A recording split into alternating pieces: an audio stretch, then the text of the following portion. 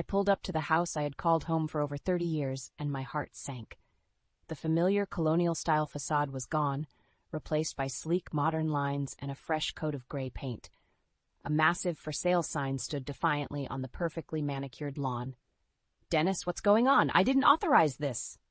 I exclaimed as he emerged from the front door, his expression a mixture of guilt and defiance. "Relax, Maggie. You should have been here. Now it's out of our hands," he replied dismissively, waving a hand towards the renovated property. My mind raced, trying to process the jarring changes. This was my family's home, filled with memories and history. How could he make such drastic decisions without consulting me? As I stepped inside, the gut punch intensified. Gone were the warm, familiar tones and furnishings I had carefully curated over the years. In their place, a stark, minimalist design that felt cold and unwelcoming. "Mom's been a godsend overseeing the whole project," Dennis said, his tone almost mocking. "She knows what's best for us." There she was, my mother-in-law Joan, surveying the transformed space with a self-satisfied smirk. "It was time for an update, Maggie. This place was stuck in the past, just like you." Her words stung, but I bit my tongue. After months of caring for my ailing parents, I didn't have the energy for another battle with Joan's passive-aggressive jabs. "Where are my things?" I asked, dreading the answer. "We had to make room for the new look," Joan replied dismissively. "Don't worry, we kept a few sentimental pieces in storage." Storage? My stomach churned at the thought of my cherished belongings, collected over a lifetime, carelessly packed away. As I wandered through the hollow, unfamiliar rooms, an overwhelming sense of betrayal washed over me. This was no longer my home. It was a staged set, stripped of warmth and soul. In the kitchen, I found Dennis poring over paperwork with a young, attractive woman I didn't recognize. They looked up, their expressions a mixture of surprise and guilt. "Maggie, you're back early," Dennis stammered. "This is Sarah, our realtor. She's been invaluable in getting the house ready for market." Sarah extended a perfectly manicured hand, her smile saccharine sweet. "It's so nice to finally meet you, Margaret. Dennis has told me so much about you." I forced a tight smile, my mind reeling. Ready for market? They were selling my family's home without my consent? As Sarah droned on about staging and curb appeal, I tuned her out, my gaze fixed on Dennis. His eyes averted mine, and in that moment, I realized the depth of his deception. This wasn't just about the house. It was a calculated betrayal, orchestrated by Dennis and enabled by his ever-controlling mother. A cold, sinking feeling gripped me as I recognized the true extent of how little they valued my input or respected my place in this family. I had been naive, blind to the cracks forming in the foundation of my life. But now, the veil had been lifted, and I saw the harsh reality staring back at me. This was no longer my home. It was a battlefield, and I would have to fight to reclaim what was rightfully mine. I sat numbly on the edge of the bed in the guest room, my mind replaying the events of the day like a broken record. How could Dennis do this to me, to us? After 30 years of marriage, of building a life together, he had thrown it all away without a second thought. As the shock began to subside, a familiar ache settled in my chest, the dull ache of disappointment I had grown accustomed to over the years. I should have seen the signs, the subtle shifts in his behavior that I had chosen to ignore, desperate to cling to the illusion of the perfect family. Dennis had always been distant, more focused on his work and hobbies than on cultivating our relationship. But I had foolishly believed that was just his way, that deep down he still loved and cherished me. Now the truth was laid bare. I had simply been a convenient accessory in his life, easily discarded when something shinier came along. And Joan, my own mother-in-law, the woman who should have been my closest ally, had been the architect of this betrayal all along. Her constant belittling, her snide remarks about my capabilities as a wife and mother, they had all been carefully calculated jabs, chipping away at my self-worth until I was too broken to fight back.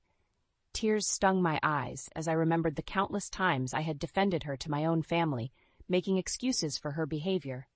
She's just old-fashioned, I would say. She means well, deep down.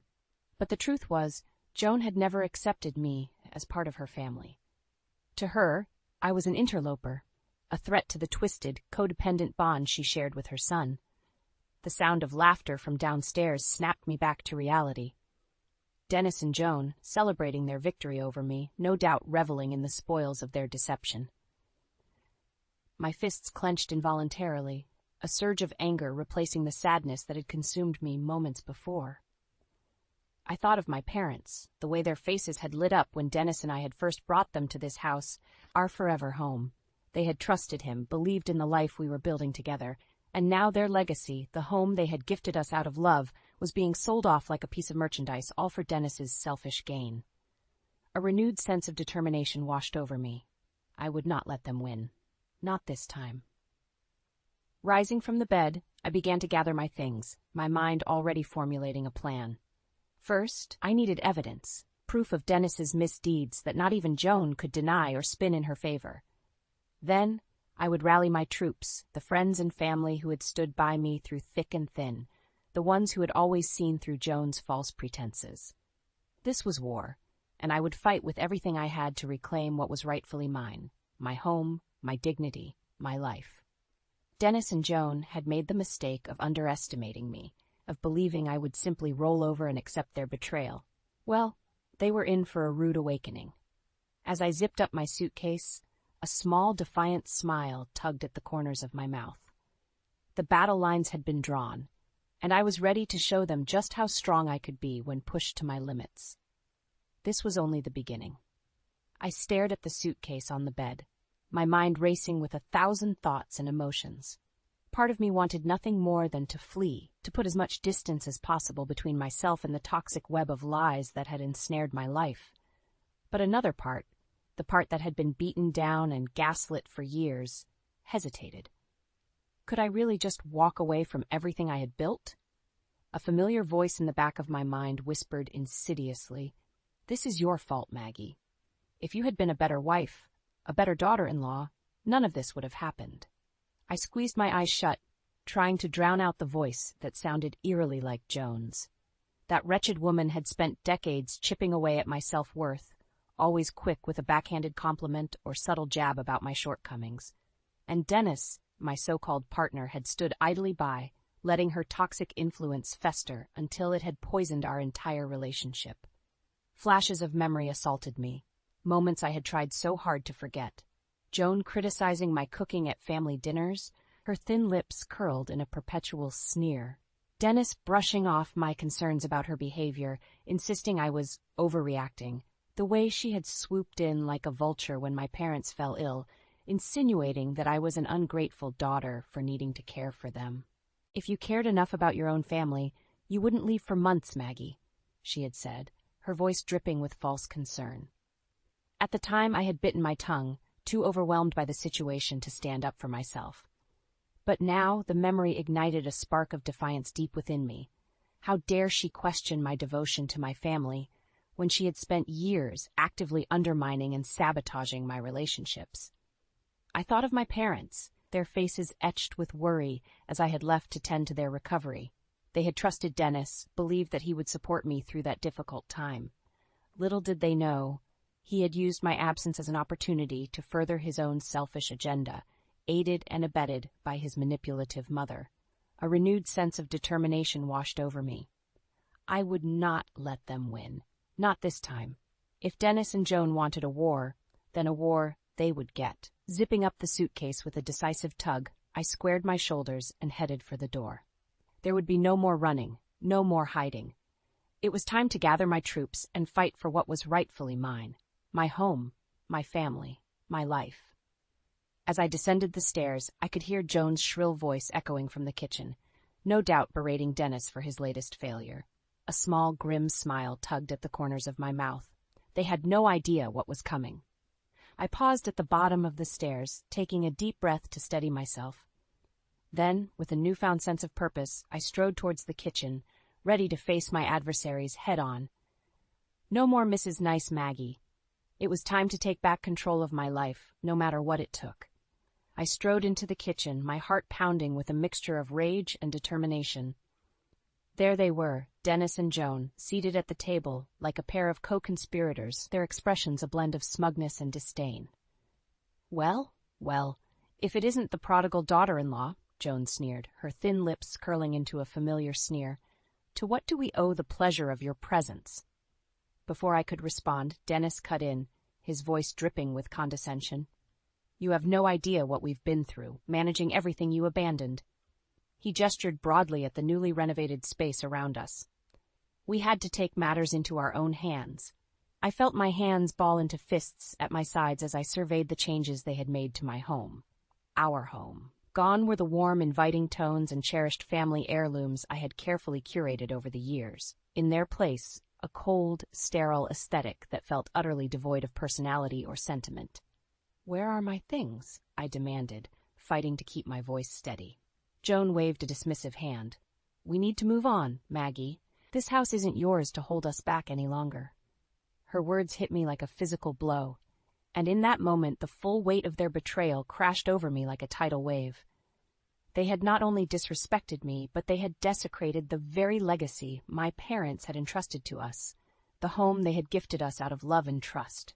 Rage bubbled up from deep within me, a primal, visceral fury that I had never experienced before. How dare they? How dare they trample on everything that was sacred, everything that had once been so precious to our family? You had no right, I seethed, my voice trembling with barely contained anger. This was never just your decision to make. Dennis scoffed, leaning back in his chair with an infuriating air of nonchalance. Don't be so dramatic, Maggie. It's just a house. We're doing what's best for our future. Our future? I echoed incredulously. Or yours, Dennis? Yours and that little tramp you've been sneaking around with? His eyes widened, and for a brief moment I saw a flicker of fear cross his features. Joan, however, remained unmoved, her expression hardening into a mask of cold indifference. So you figured it out, she said coolly. I must say I'm surprised it took you this long. You were always a bit slow on the uptake, weren't you, dear? Her words were like a slap in the face, but I refused to let her see how deeply they stung. Instead, I straightened my shoulders and met her icy gaze head-on. It's time you realized, Maggie, that you were never truly part of this family, she continued, her voice laced with venom. You were always an outsider, a mere accessory to be tolerated for Dennis's sake. In that moment, everything became crystal clear. The years of subtle jabs and undermining, the way they had so easily cast me aside the moment I became an inconvenience, it had all been part of their twisted game, a slow, methodical erosion of my sense of self-worth and belonging. But no more. I would not be their victim, their punching bag, any longer. You're wrong, Joan, I said, my voice steady and resolute. This family, this legacy, it's mine just as much as it is yours, and I'll be damned if I let you destroy it for your own selfish gains. Dennis opened his mouth to protest, but I held up a hand, silencing him with a single withering glare. Don't bother, Dennis. The lies end here. I know everything. About your affair, about the way you've been squandering my inheritance to fund your mistress's little business ventures. It's all going to come out, one way or another. For the first time, I saw a flicker of fear in Joan's eyes, a crack in her carefully constructed facade of indifference. She knew, deep down, that I had finally found the strength to fight back, and that terrified her more than anything. A small, triumphant smile tugged at the corners of my mouth. The battle lines had been drawn, and for once I held the upper hand. This was only the beginning of their reckoning. The smug looks on Dennis and Joan's faces quickly faded as the weight of my words sank in. I could see the fear flickering in their eyes, the realization that I was no longer the meek, compliant woman they had grown accustomed to controlling. How did you find out? Dennis sputtered, his bravado crumbling under the intensity of my gaze. Did you really think you could keep it all a secret forever? I scoffed. The shady financial dealings, the late nights at the office, it was only a matter of time before the truth came out. Joan's expression hardened, her lips pressing into a thin, disapproving line. So you've been snooping through our affairs, have you? How typical of you, Maggie, to resort to such underhanded tactics. I leveled my gaze at her, refusing to be cowed by her condescending tone. Don't try to play the victim here, Joan. You're just as guilty as Dennis in all of this. Turning to my husband, I felt a surge of disgust and betrayal rise up within me. How could you do this to me, Dennis? To our family? After everything we've been through together, how could you throw it all away for her? The words tumbled out before I could stop them. the hurt and anger I had bottled up for so long finally spilling over. Was I not enough for you? Did our marriage, our vows mean nothing to you? Dennis opened his mouth, but I held up a hand, silencing him. No, don't bother trying to explain it away. I know all about your little fling with Sarah, the real estate agent you've been using to funnel my inheritance into her business ventures. Joan's eyes widened, and for a moment, I saw a flicker of genuine surprise cross her features. Clearly, even she hadn't been privy to the full extent of Dennis's deception. That's right, I continued, my voice growing stronger with each word. I know about the shady deals, the secret accounts, all of it. And I have proof. Reaching into my bag, I pulled out a thick manila envelope, stuffed with financial records, copies of incriminating emails, and other damning evidence I had painstakingly gathered over the past few weeks. You see, while you two were busy plotting behind my back, I was doing a little digging of my own. And what I found was a web of lies and betrayal that goes deeper than I ever could have imagined. Dennis's face had drained of color, his eyes darting nervously between me and the envelope in my hands. Joan, however, remained stubbornly defiant, her chin jutting out in a show of false bravado. So what? She sneered. You have a few pieces of paper. That doesn't change the fact that you were never truly part of this family, Maggie. You were always an outsider, a mere accessory to be tolerated for Dennis's sake. Her words cut deep, but I refused to let her see how much they stung. Instead, I met her gaze head-on, my resolve unwavering. You're wrong, Joan, I said, my voice steady and resolute. This family, this legacy, it's mine just as much as it is yours, and I'll be damned if I let you destroy it for your own selfish gains. A heavy silence hung in the air, the weight of my words settling over us like a thick fog. For a moment, it seemed as though time itself had frozen, the three of us locked in a silent battle of wills. Then, without warning, Joan's composure cracked. Her face contorted into a mask of rage, and she slammed her fist down on the table with surprising force. How dare you? She spat, her voice trembling with barely contained fury. After everything we've done for you, this is how you repay us? With accusations and threats? I held her gaze, unflinching. I'm not threatening anyone, Joan. I'm simply stating the facts. And the fact is, you and Dennis have betrayed me in the worst possible way. But it ends here, today. No more lies, no more secrets. Turning to Dennis, I felt a pang of sadness mixed with resolve. I loved you, Dennis. Truly, I did. But this...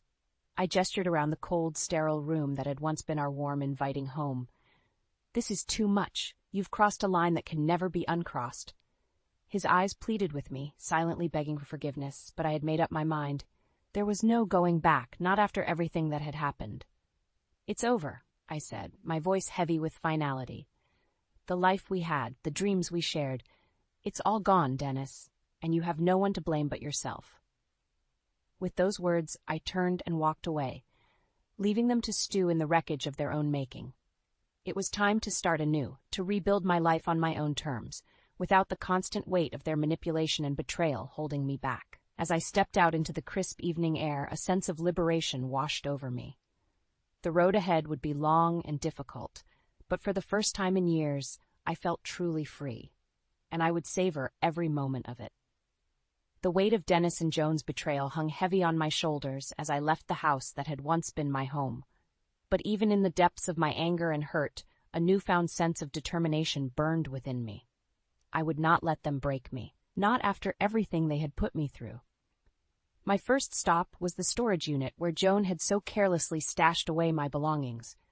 As I rifled through the haphazardly packed boxes, a wave of emotion washed over me. These weren't just material possessions. They were pieces of my life, memories and mementos that had been so callously discarded. Gently, I lifted out a faded photograph, its edges worn and creased from years of handling. It was a picture of my parents on their wedding day, beaming with joy and hope for the future that lay ahead of them. A lump formed in my throat as I traced the outline of their faces, my heart aching for the trust they had placed in Dennis, a trust he had so thoroughly shattered. Tucking the photograph safely into my bag, I continued my search, unearthing more treasures from the past.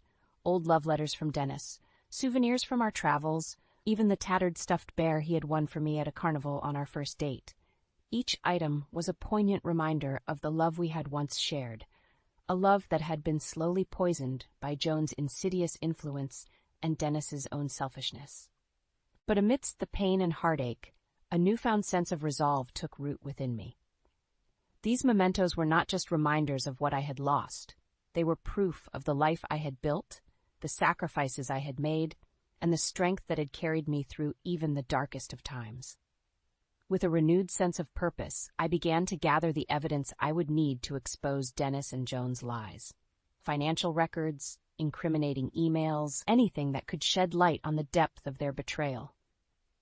As I pored over the documents, a clearer picture began to emerge, one of greed, manipulation, and utter disregard for the sanctity of our marriage. It was then that I knew what I had to do.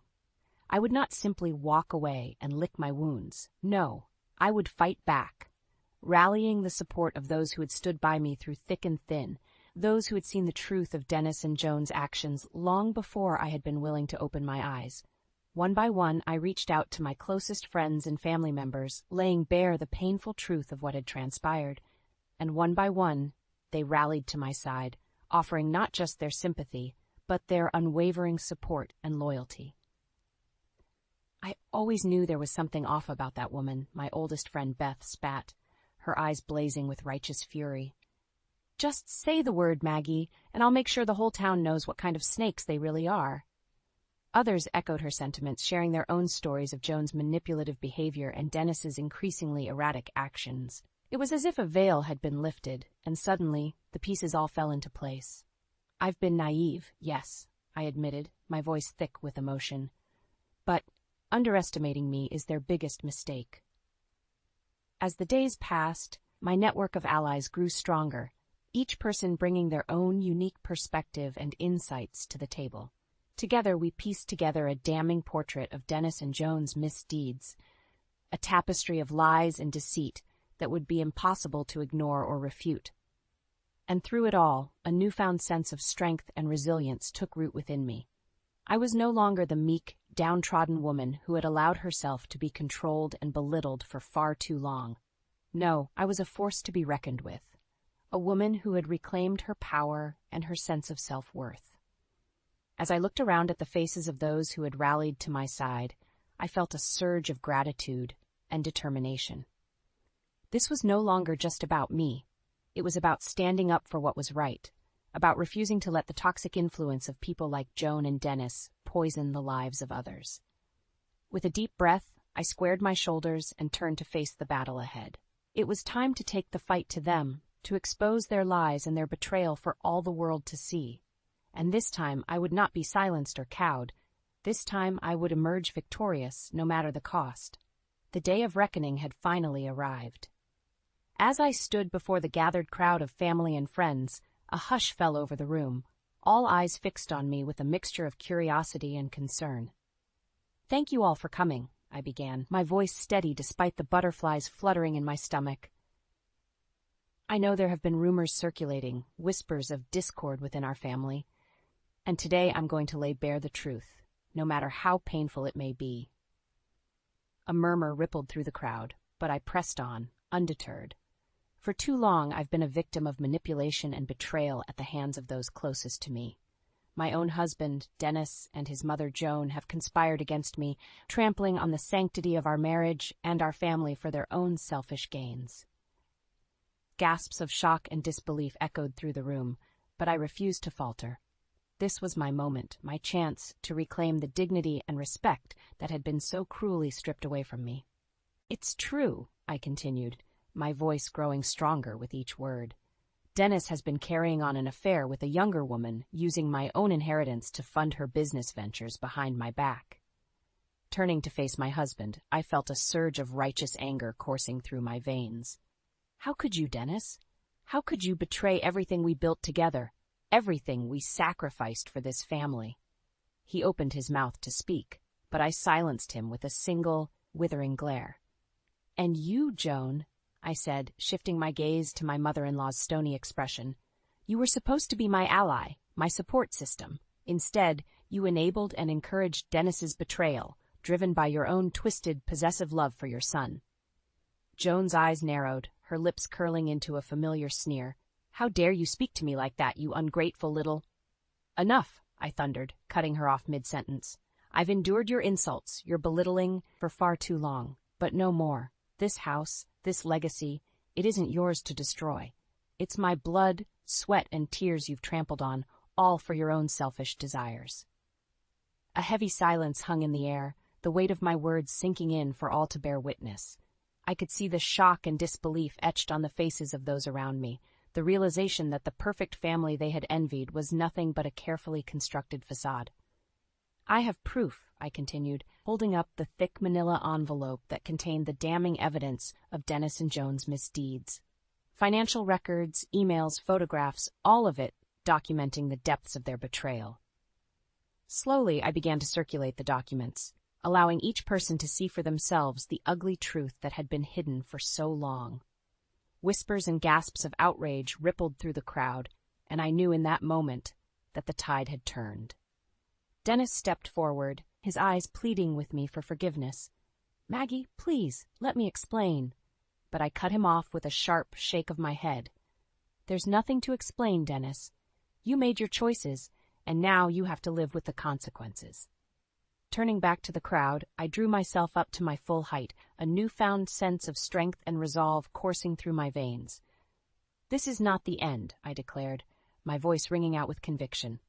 "This is just the beginning of a new chapter, one where I reclaim my dignity, my self-worth, and my rightful place in this family." A smattering of applause broke out, growing louder and more fervent as the weight of my words sank in. I could see the respect and admiration in their eyes, a stark contrast to the pity and condescension I had grown so accustomed to. In that moment, I knew that I had won. Not just a battle, but a war against the toxic influences that had sought to diminish and control me for far too long. As I looked around at the faces of those who had rallied to my side, I felt a surge of gratitude and pride. This was my family, my true family. The ones who had seen me at my lowest and still believed in me, still stood by my side. And as for Dennis and Joan, their downfall was inevitable, a consequence of their own selfish actions and misguided priorities. They had lost far more than just their reputations. They had lost the respect and loyalty of those who had once looked up to them. But I had gained something far more precious, my freedom, my self-respect, and the knowledge that I was truly loved and supported by those who mattered most. As I stepped down from the podium, a weight seemed to lift from my shoulders, replaced by a newfound sense of purpose and determination.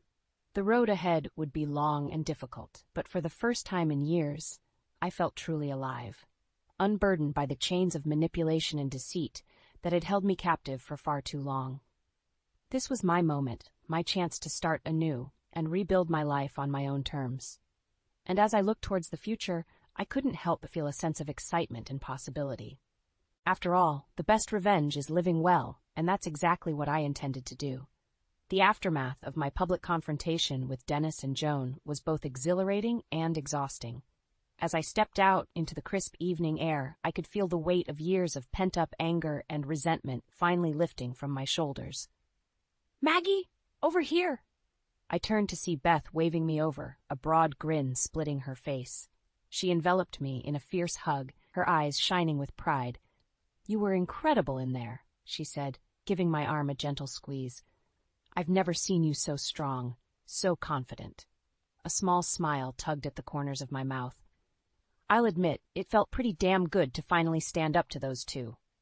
Beth nodded emphatically. "You have no idea how long I've been waiting for you to see them for who they really are.